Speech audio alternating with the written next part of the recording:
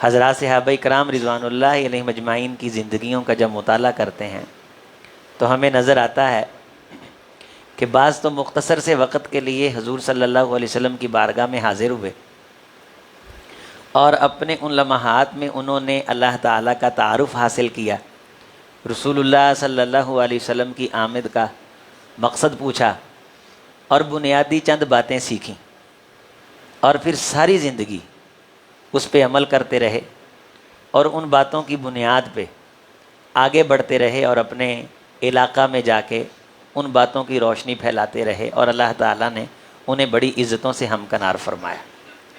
یہ موقع، یہ لمحے اللہ ہمیں بھی عطا فرماتے ہیں کہ جب ہم کبھی کسی مسجد میں جاتے ہیں، کہیں درس قرآن ہو رہا ہوتا ہے، درس حدیث ہو رہا ہوتا ہے، اللہ کے رسول کی بات ہو رہی ہوتی ہے، چونکہ سوشل میڈیا میں ہمیں یہ عادت سی ہو گئی ہے کہ ہم چیزوں کو اگنور کر دیتے ہیں۔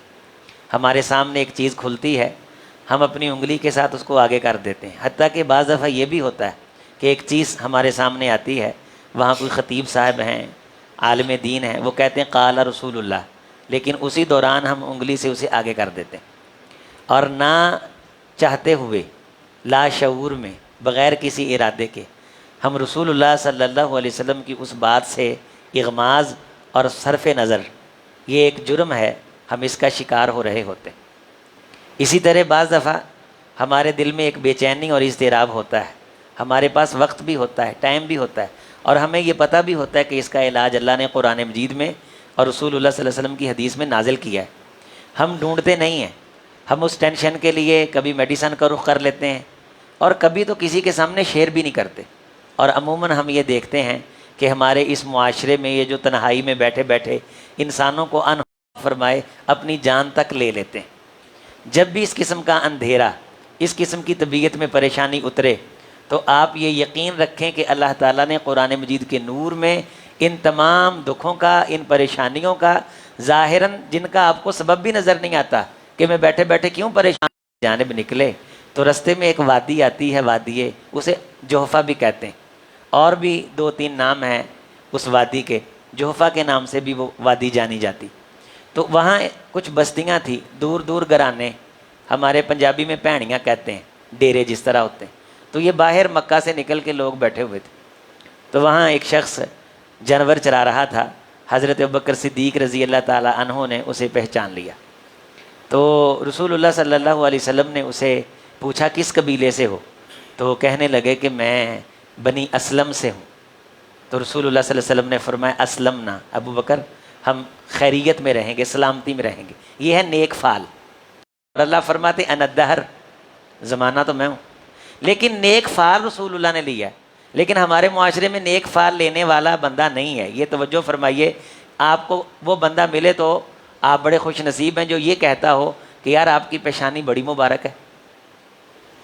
یہ بد فعل ہم لیتے ہیں، اور بد فعل لینا شرک ہے، گناہ ہے۔ کوئی بندہ منحوس نہیں، کوئی دن منحوس نہیں۔ جی ہم منگل کے دن بیٹیاں نہیں توڑتے، بیٹیوں کو بیچتے نہیں، بیٹیوں کو رخصت نہیں کرتے، یہ دن منحوس ہوتا ہے، نعوذ باللہ۔ تو دن اقلب اللیل والنہار، تو اس نے کہا میں بنو اسلم سے ہوں، تو رسول اللہ صلی اللہ علیہ وسلم نے فرمایا اسلمنا، ہم سلامتی میں آئے، ہم نے سلامتی قبول کی، ہم سلامتی میں رہے۔ تو پوچھا نام کیا ہے، وہ کہنے لگے کہ میرا نام مسعود ابن حنید ہے، حنیدہ ابن حنیدہ کے نام سے انہیں جانا جاتا ہے۔ وہ کہتے میں مسعود ابن حنیدہ ہوں، تو مسعود سعادت سے ہے۔ تو رسول اللہ صلی اللہ علیہ وسلم نے فرمایا کہ ابو بکر ہم خوش قسمتی میں ہیں۔ تو یہاں بھی نیک فعل لی، بیوی بچوں سے، دوست و احباب سے نیک فعل لیں، مت کسی اگر میں آپ نے کسی بندے کے بارے یہ جملہ کہا ہے کہ یار فلانا بندہ سویرے سویرے ہے ہی منحوس ہے، یہ جملہ اللہ تعالیٰ کو غضب میں، اور یہ اتنا بڑا جرم ہے جو انسان کو شرک کے گناہ کے برابر مجرم قرار دیتا ہے۔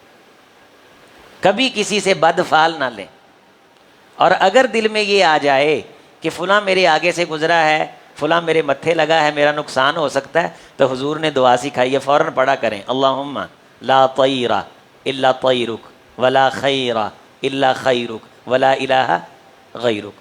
بات جو میں نے بتانی وہ یہ کہ یہ ابوبکر صدیق رضی اللہ تعالیٰ عنہ فرمانے لگے کہ تم فلاں بندے کے غلام ہو، کہنے لگے جی، کہا جاؤ انہیں کہو کہ آپ کا دوست ابو بکر ضروری کام مدینہ جا رہا ہے، تو ان کو سلام کہو اور انہیں کہو کہ ہمیں ایک سواری دیں اور ایک ہمیں بندہ دیں جو ہمیں جلدی جلدی مدینہ چھوڑ کے آئے، اور کسی ایسے رستے سے لے کے جائے جو رستہ معروف نہ ہو اور شارٹ بھی ہو۔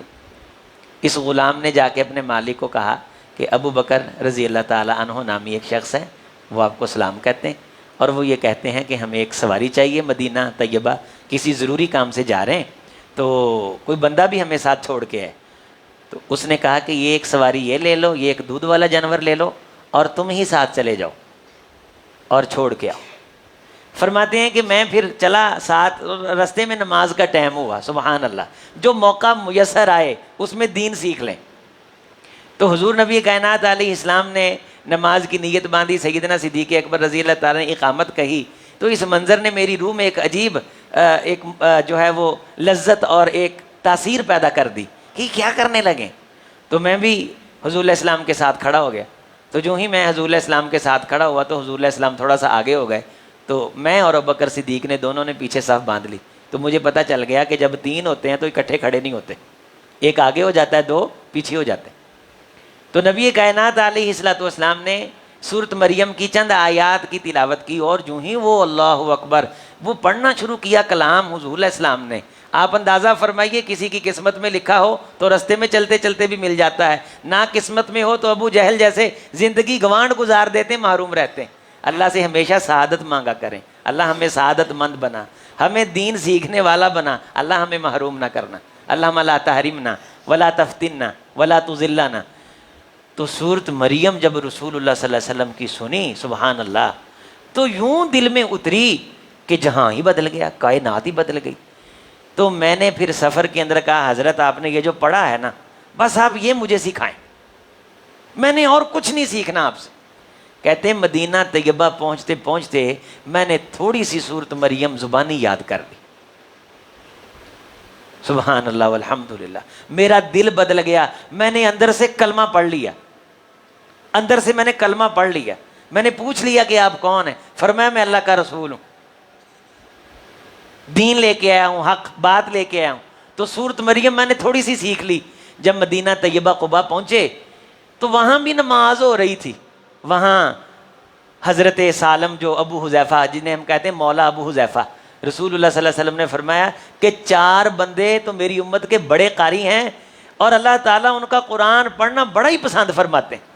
ان میں جناب سالم بھی ہیں، ایک غلام ہیں، حضرت معاذ بن جبل ہیں، حضرت عبداللہ ابن مسعود رضی اللہ تعالیٰ عنہ ہیں، حضرت ابی ابن کعب رضی اللہ تعالیٰ، یہ 4 بڑے قاری حضور علیہ السلام کی امت کے، سبحان اللہ۔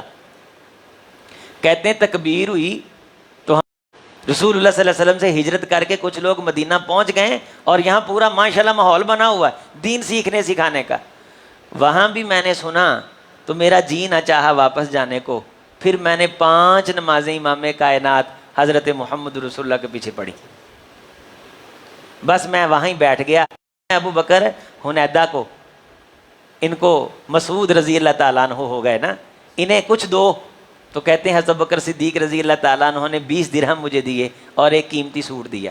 میں بڑا حیران ہوا کہ یار یہ کیسا آدمی، کیسا انسان ہے، کیسا یہ بلند پایا شخص ہے کہ ابھی میں ان کے ساتھ آیا ہوں، ہجرت کی ہے انہوں نے، اتنا لمبا سفر کیا ہے، گھر بار چھوڑ کے آ رہے ہیں، اور پھر یہ مجھے نواز رہے ہیں، سبحان اللہ۔ میں واپس آیا تو میں نے آ کے اپنے مالک کو اعلانیہ بتا دیا، میں نے کہا بھائی بات یہ ہے کہ میں نے تو کلمہ پڑھ لیا، تھوڑا سا وقت ملا اس سے فائدہ اٹھایا، اللہ نے دل کی دنیا بدلی، آخرت بدلی۔ تو میرے مالک نے مجھے کہا کہ آپ نے جلدی کی ہے، تو انہوں نے کہا آگے سے اپنے مالک کو کہ میں آپ جتنا عقل مند نہیں ہوں، اگر آپ اس کے ساتھ ہوتے جن کے ساتھ میں تھا، اللہ کی قسم آپ مجھ سے بھی جلدی کرتے، چونکہ ان جیسا اچھا بولتا ہی کوئی نہیں ہے۔ تو یہ جب حدیث کی کلاس ہو رہی ہوتی ہے تو وہ حضور کے بول ہی ہو رہے ہوتے ہیں جو مجلس میں شیئر کیے جا رہے ہوتے ہیں۔ انتہائی ضروری کام ہو تو چلے جائیے، نہ ہو تو آپ کے دل کی دھڑکن دک دک کرے کہ یار ایک اور حدیث ہو جائے، ایک اور حدیث ہو جائے۔ کہتے ہیں کہ پھر 5 ہجری کو مجھے میرے مالک نے آزاد کیا۔ رسول اللہ صلی اللہ علیہ وسلم کو پہنچے ہوئے کتنی دیر ہو گئی؟ 5 سال، اور سیکھا کتنا ہے؟ سورۃ مریم اور 5 نمازیں۔ فرماتے ہیں غزوہ مریسہ، جسے بنو مستلق بھی کہتے ہیں، غزوہ مستلق، بنو مستلق، اس میں رسول اللہ صلی اللہ علیہ وسلم حملے کی تیاری کر رہے تھے. جب میں پہنچا تو میں نے جا کہا حضرت میرے مالک نے مجھے آزاد کر دیا ہے لیکن میں خود کو آپ کی غلامی میں دینے کے لیے حاضر ہوا. حضرت میری ایک بستی ہے, میں نے یہاں سے جا کے اس بستی میں کام کیا ہے, رپورٹ پیش کر رہے ہیں. تو میں ان کو نماز پڑھاتا تھا, سورۃ مریم سکھاتا تھا, جو ایک دن میں باتیں سیکھی مدینہ طیبہ میں اور باقی رستے میں. تو حضرت ہماری بستی کے اکثر لوگ الحمدللہ اسلام قبول کر چکے ہیں. حضرت بریدہ بن حصیب رضی اللہ تعالیٰ عنہ جو اسی غزوہ میں سالار ہیں, انہوں نے اسلام قبول کیا. 70 سالاروں 70 گھوڑوں کے ساتھ رسول اللہ کی بارگاہ میں حاضر ہوئے. اور جنگ کے اندر گھوڑے کا مقام یہ ہوتا تھا کہ رسول اللہ صلی اللہ علیہ وسلم پیادہ کو, جو پیادہ لڑتا تھا اسے ایک حصہ دیتے تھے, جس کے پاس گھوڑا ہوتا تھا حضور اسے 3 حصے دیتے تھے, 2 حصے گھوڑے کے, ایک بندے کا مجاہد کا. یہاں سے آپ اندازہ لگائیے کہ حضور کی بارگاہ میں اس مشینری کا کیا مقام ہے, اس جان کا کیا مقام ہے جو جنگ میں زیادہ فائدہ دیتی. تو حضرت بریدہ رضی اللہ تعالیٰ یہ بھی اسی بستی کے ہیں, 70 گھوڑ سوار لے کے حضور کی بارگاہ میں پہنچے. رسول اللہ صلی اللہ علیہ وسلم کی خدمت میں اپنی چادر کا جھنڈا پیش کیا. اس کے بعد اکثر و بیشتر رسول اللہ صلی اللہ علیہ وسلم جنگ کے موقع پہ انہیں بھی جھنڈا دیا کرتا تھا. مکہ مکرمہ میں جب رسول اللہ داخل ہوئے تو اس وقت بھی ایک جھنڈا حضرت بریدہ کے ہاتھ میں تھا. یہ بریدہ بھی اسی قبیلے کے ہیں, لیکن یہ غلام بعد میں پہنچا, غلام تھا نا, مالک نے دیر بعد آزاد کیا.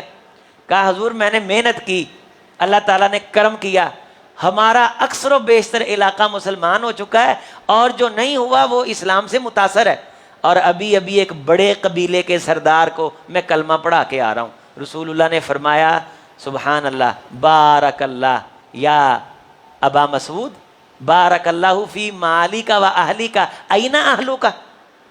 اے ابو مسعود اللہ تجھے بڑی برکتیں عطا فرمائے, تیرے گھر بار کو اللہ خیروں سے مالا مال فرمائے, تیرا خاندان کہاں ہے؟ کہا حضرت خاندان اسی بستی میں ہے اور میں نے اسی بستی میں ہی جانا ہے واپس, میں نے دین کا کام کرنا ہے, میں مزید کچھ سیکھنے آیا ہوں.